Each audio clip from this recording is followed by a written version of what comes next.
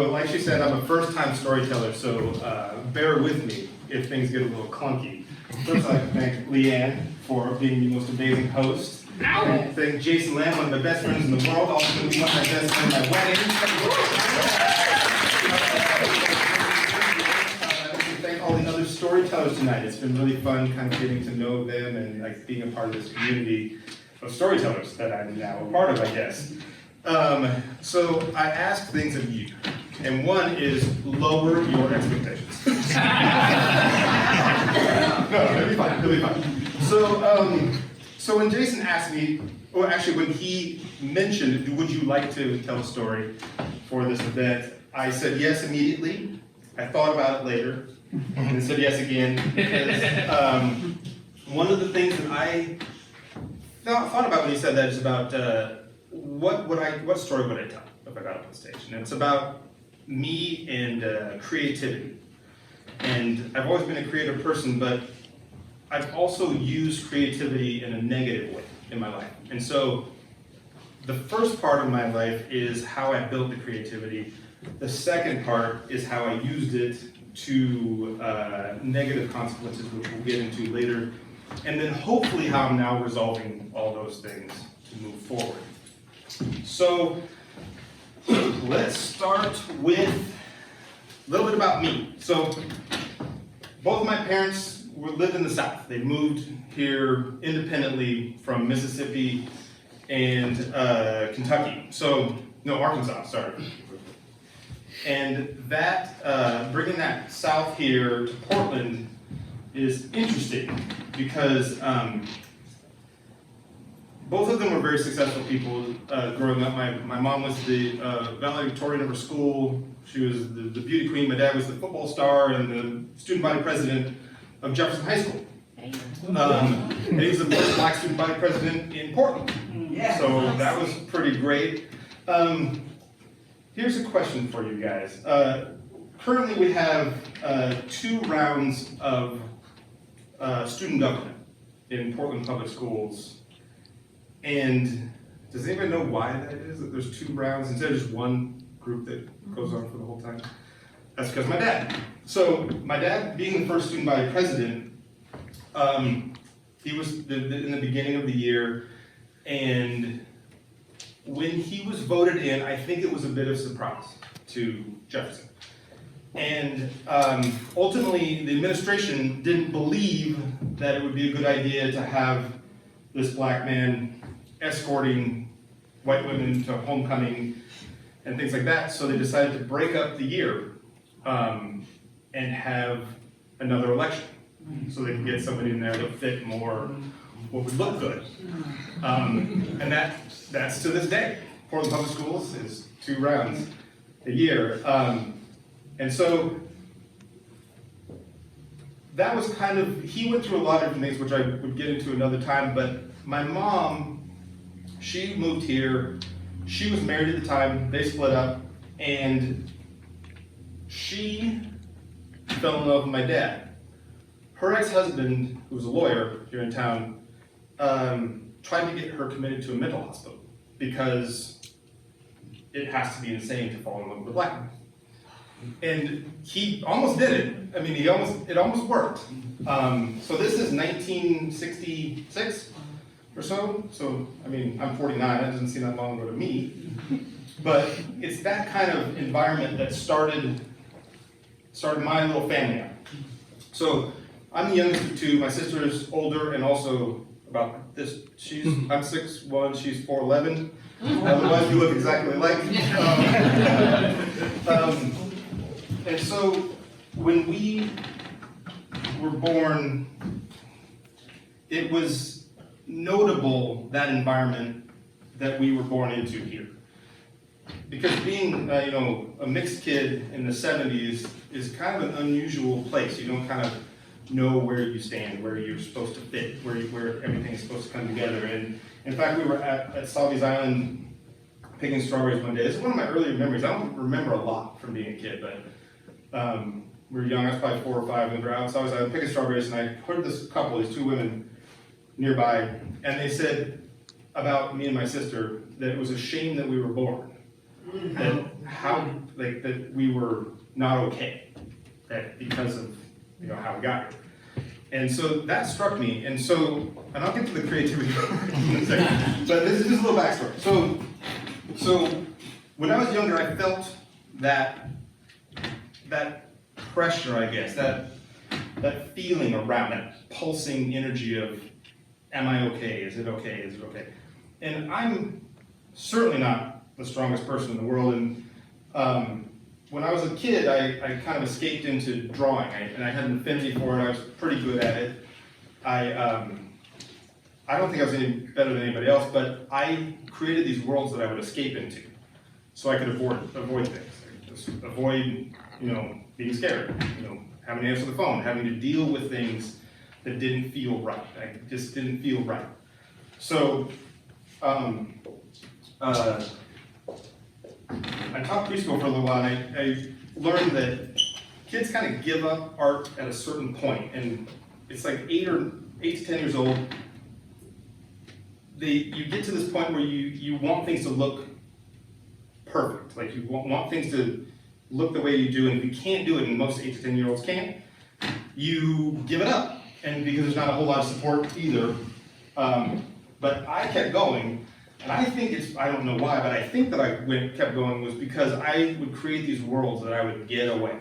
I would escape. I'd get out of it. I drew, comic books of worlds that I just would imagine and things that I didn't have to experience in the world. I didn't like school. I didn't like to go to school. I could have been good at it. I don't know had I been able to manage it, but I wasn't. So.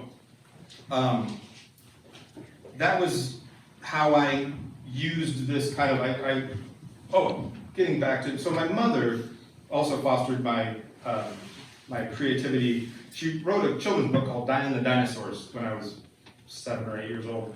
And my sister and I illustrated it. And so she got published, and so I was very reinforced as an artist very early on, because I got to see my drawings of terrible cars in a little booklet. But ultimately, where things kind of started to take a little bit of a turn was where I tried to get away, tried to escape. It's strange in school and in life where little things like that strawberry field come up, and they resonate so strongly that you don't need a lot of them. You just need them to be regular, to reinforce this kind of like sound in the back of your head, to not feel like you can be yourself or express yourself or be the person you want to be in that environment. So I tried to use that creativity to express what I had inside, but at that age I did not do a good job doing anything except for escape. So I would just get away. Just a couple of little notes, and this is jumping into high school. I missed 27 days in a row as a sophomore in high school, and that's only because there weren't 28 days left in the year.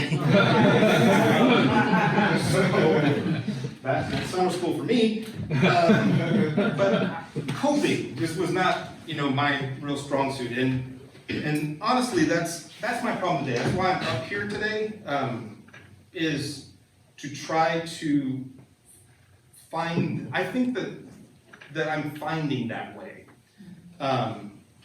but part of it is with your guys' help. I mean, this is something that when I agreed to do it, like I said, I just said I'd do it. I didn't really think it through.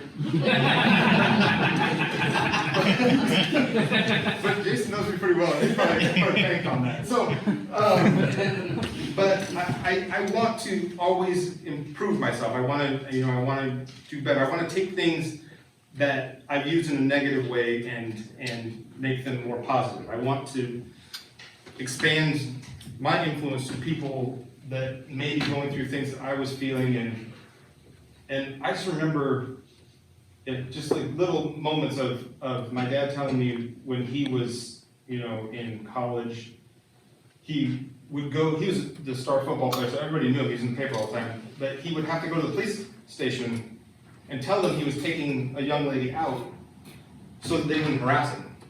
And then, like, when I was in high school through college, like I had guns pulled on me 3 times, and 2 times by the police for doing nothing, driving my car.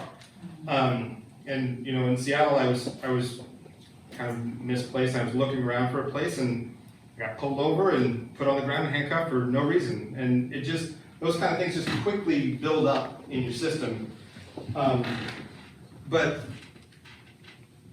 I started figuring things out. So I decided to go to college in art, and I thought, mostly because I didn't know what else I would do. And a good friend of mine said, well, if you don't do art, what are you going to do? And I had no answer for that. So I majored in art. And ultimately, what I found is that art is about creative problem solving. And I was creative problem solving my whole life, but just using it in the wrong way. I was using it to avoid, and I was afraid, and I was embarrassed, and just not strong enough to handle, you know, my feelings at the time. So I went to school.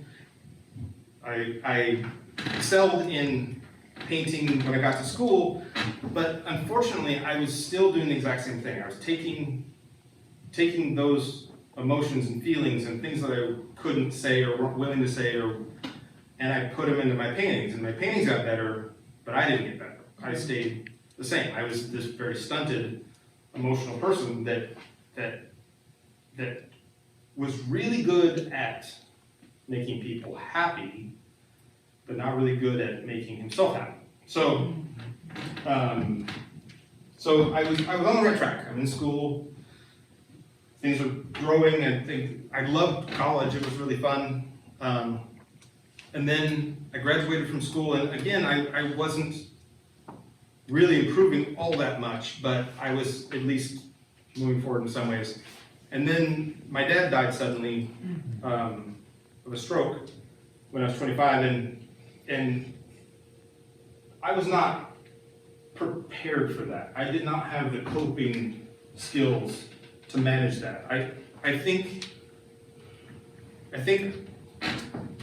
I was on the way to it, but I was not there yet. So when that happened, I just stuffed everything in. I put everything into art, and I just would avoid dealing with my feelings about that. And I think that stunted me for another good 15 years of not being able to ultimately cope with regular life. I mean, I could, but not well.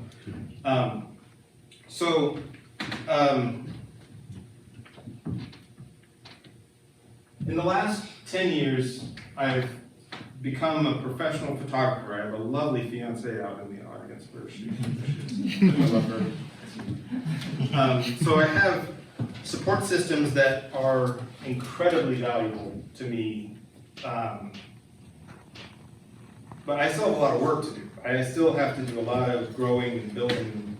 But one thing that is a huge surprise when it comes to coping with your emotions and creative problem solving in a bad way is I became a professional photographer about 10 years ago. And that made me a better communicator. I don't know why. I mean, it's strange because I'm taking pictures, but it made me better at, I learned that I can use my voice to say what's inside. Because as a photographer, it's normally one-on-one if I'm doing portraits or headshots, and I need to connect with that person. And it's not through my camera, it's through me talking to them, or me sharing something about myself, because I'm expecting them to share something of themselves. And so if I don't share, then how can they? So that has been a huge awakening. Also, maybe being, you know, I'm 49, I'm a full adult now, so I might have found my footing.